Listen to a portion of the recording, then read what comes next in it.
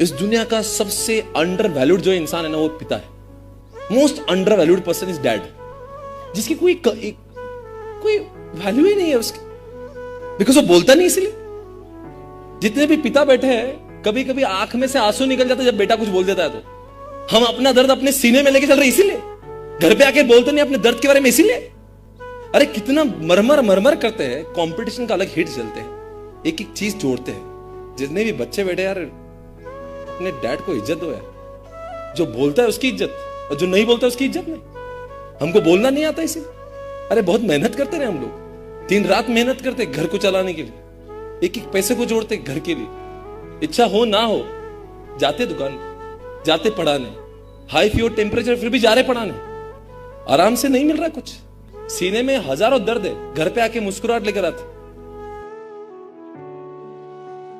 ध्यान से सुनना एक लाइन सारे लड़कियों, आपके शादी होने से पहले अगर आप एक अच्छा खासा, आपका कोई बिजनेस है, आपका अच्छा कोई जॉब कोई है जिसमें आप बहुत अच्छा पैसा कमा रहे हो ना, और ऑप्शन नंबर 2 आप कुछ नहीं कर रहे हो, आपकी शादी हो रही, तो दोनों का एक अलग इज्जत बनता है।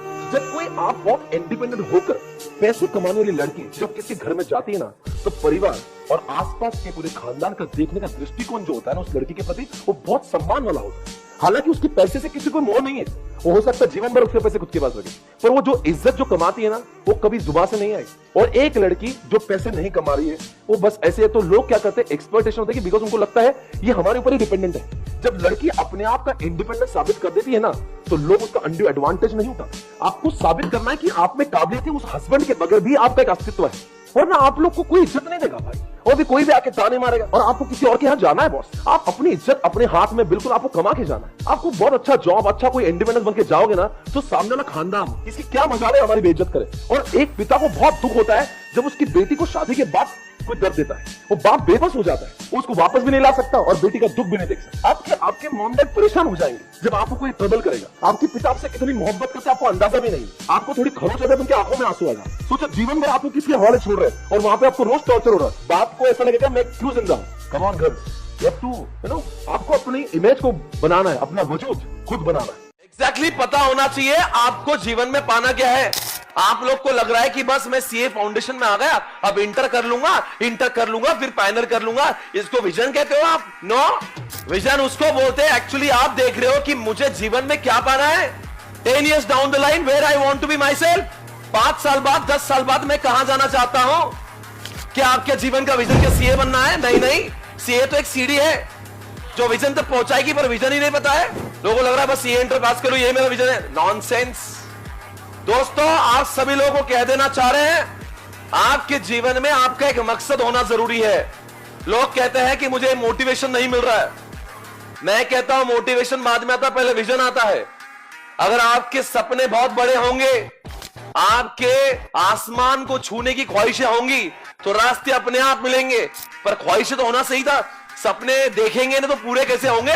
नहीं, आपको अपने आप से पूछो। यहां पे सब लोग इंटर कर रहे हैं, पर किसी के आज फुल प्रूफ प्लान नहीं कि मुझे जीवन में क्या बनना है।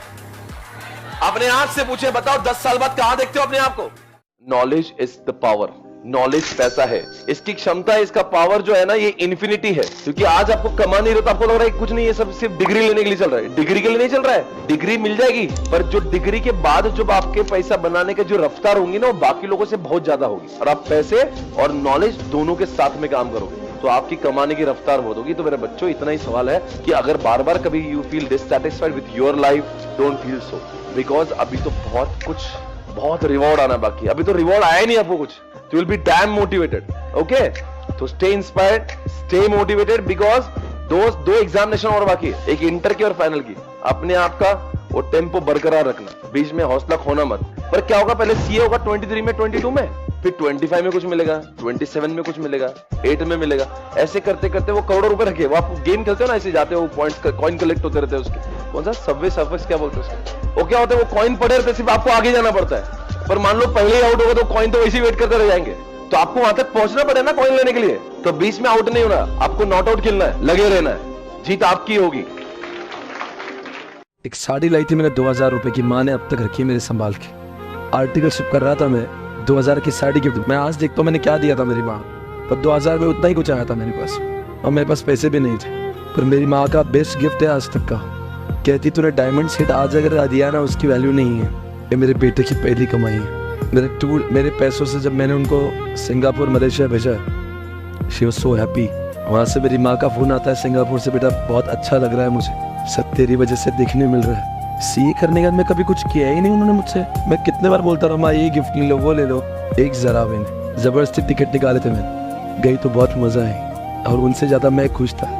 कभी तो मेरी माँ के लिए कुछ तो किया, वरना सब कुछ आज तक लिया तो है, दिया कुछ भी नहीं था। उसको खुशी देख के मुझे बहुत खुशी हुई। ऐसा आप भी करना ज़रूर, ऐसे ड्रीम रखिए कुछ जो मैं बोल रहा हूँ। उस ड्रीम में आपके सपनों के बीच में माँ बाप को ज़रूर जगह देना। मैं घूमने नहीं जाऊँगा, हम घूमने जाएंगे, ऐसे शब्दों का इस्तेमाल करना। मैं वाला पॉइंट हटा दीजिए आपकी डिक्शनरी से। आप आपकी वजह से सीए नहीं बन रहे हो, और दिन रात क्या एफर्ट्स देते आपको पता भी है। कितनी तकलीफ का सामना करना होता है एक बाप को, मम्मी पापा को, आपको पता भी नहीं है। It is not your victory, it is the victory of your family when you become chartered accountant.